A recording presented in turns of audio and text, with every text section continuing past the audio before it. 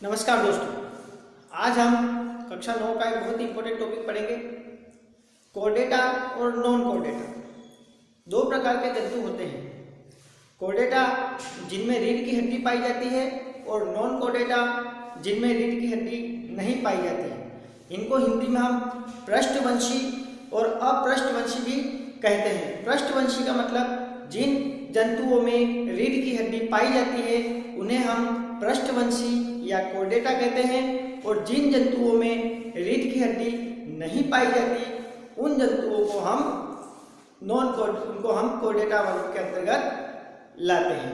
अब यहाँ पर पृष्ठवंशी मतलब रीढ़ की हड्डी जिन जंतुओं में पाई जाती है उनको 5 वर्ग में विभक्त किया गया है। मत्स्य वर्ग सबसे पहला वर्ग आता है मत्स्य। यह वर्ग के जो जीव होते हैं वह जल के अंदर रहते हैं और इनके क्या क्या अनुकूलन क्या विशेषता पाई जाती है। इनका शरीर धारा रेखीय अर्थात नाव के समान नौकाकार होता है। श्वसन करने के लिए इनमें क्लोम पाए जाते हैं और इनका जो हृदय होता है द्विकोष्ठीय होता है अर्थात एक आलिंद और एक निलय। जल में रहने वाले जो जीव हैं मत्स्य संघ के, इस मत्स्य संघ के जंतुओं का जो शरीर होगा वह धारा रेखीय प्रवाह की तरह होता है, मतलब नौकाकार शरीर होता है। दूसरा, श्वसन की क्रियाएं ये क्लोम की सहायता से करते हैं और इनका जो हृदय होता है वह द्विकोष्ठीय हृदय होता है अर्थात एक आलिंद और एक निलय इनमें पाया जाता है। दूसरा वर्ग आता है सरीसृप। सरीसृप वर्ग में रेंगने वाले जीव आते हैं और ये जीव श्वसन फेफड़ों की सहायता से करते हैं और इनका हृदय 3 कोष्ठ वाला होता है, मतलब 2 आलिंद और एक निलय। रेंगने वाले जो जीव हैं जो सरीसृप वर्ग में आते हैं उनका हृदय 3 कोष्ठ वाला होता है, त्रिकोष्ठीय। 2 आलिंद और एक निलय इसमें पाया जाता है और ये श्वसन फेफड़ों की सहायता से करते हैं और असमतापी होते हैं। इसलिए बहुत से जीव इस वर्ग के बिल बनाकर जमीन के अंदर भी रहते हैं। अगला वर्ग आता है उभयचर। उभयचर वर्ग का मतलब होता है ऐसे जीव जो जल पर भी रह सकते हो और स्थल पर भी रह सकते हो, जो जल में भी निवास करें और स्थल पर भी निवास करें, ऐसे जीव उभयचर जीव कहलाते हैं। और इस वर्ग के अंतर्गत जो जीव आते हैं उनका हृदय त्रिकोष्ठीय होता है। पहली विशेषता उभयचर जंतुओं की प्रथम विशेषता यह होती है कि उनका जो हृदय होता है वह त्रिकोष्ठीय अर्थात 2 आलिंद और एक निलय इनमें पाया जाता है। इन उभयचर जीवों की में श्लेष्मा ग्रंथियां पाई जाती है।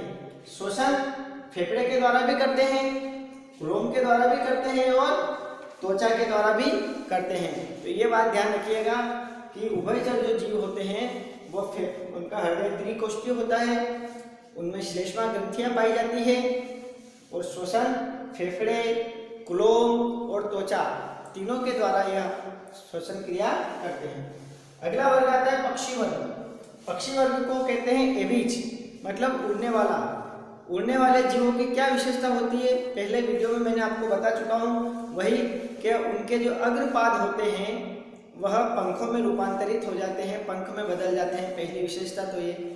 दूसरी विशेषता उनकी जो हड्डियाँ होती है खोखली होती है। उनका शरीर जो वायवीय जीव जो होते हैं, जो पक्षी वर्ग के जीव होते हैं, उनका शरीर बेलनाकार आकृति का होता है। मुंह के स्थान पर उनमें दाना चुगने के लिए चोंच पाई जाती है। हड्डियाँ उनकी खोखली होती है। श्वसन फेफड़े की सहायता से करते हैं। ये बात ध्यान रखिएगा। उड़ने वाले जो जीव पक्षी वर्ग है एविज जिनको कहते हैं वह श्वसन फेफड़े की सहायता से करते हैं, समतापी होते हैं, मुंह के स्थान पर चोंच होती है और हृदय चतुर्कोष्ठीय होता है, मतलब 2 आलिंद और 2 निलय 4 कोष्ठ वाला हृदय पक्षी वर्ग में पाया जाता है। और अंतिम आता है स्तनधारी। इसको कहते हैं मेमेलिया वर्ग। मेमेलिया वर्ग में मनुष्य और जो गाय, बैल, घोड़े जो जीव होते हैं ये सभी मेमेलिया वर्ग में आते हैं। जो जीव अपने बच्चों को दूध पिलाते हैं, जिनमें स्तन ग्रंथियां पाई जाती है, ऐसे जीव जिनमें स्तन ग्रंथियां पाई जाती है या जो अपने बच्चों को दूध पिलाने की क्षमता रखते हैं, वो जीव स्तनधारी वर्ग अर्थात मेमेलिया वर्ग में आते हैं। तो इनकी विशेषता है,